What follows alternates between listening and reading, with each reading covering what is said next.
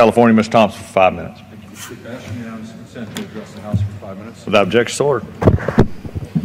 Mr. Speaker, on July 14th, Republican leaders recessed the House for 7 weeks without taking a single vote on legislation to help keep Americans safe from gun violence. Ignoring an issue that you don't want to deal with doesn't make it go away.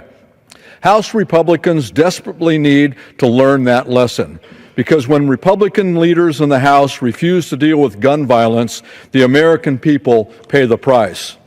During the 7 weeks that the House was in recess, 2,015 people were killed by someone using a gun. Thousands of families across our country have spent the last 7 weeks grieving. While Republicans are putting their fingers in their ears and pretending that our country isn't in the grips of a gun violence epidemic, innocent people continue to die. What makes this inaction even harder to accept is the fact that for over 3.5 years, I've had bipartisan, pro-Second Amendment legislation that would help make these tragedies less common. My bill would close a dangerous loophole in our background check system that allows criminals, domestic abusers, and the dangerously mentally ill to bypass a background check in 34 states when purchasing guns online, at a gun show, or through classified ads. Background checks are our first line of defense when it comes to making sure that dangerous people don't purchase guns. And we know that when used, they work.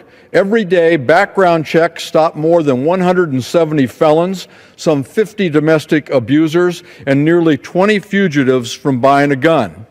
But sadly, this gaping hole allows those same felons, domestic abusers, and fugitives to easily bypass a background check when buying firearms. H.R. 1217 has 187 bipartisan co-authors, and 90% of the American people support strengthening and expanding our background check system. Mr. Speaker, let us have a vote on this bill. Gun violence shouldn't be a partisan issue. When deranged gunmen open fire in a nightclub, a movie theater, or a school, they don't care if you're a Democrat or a Republican.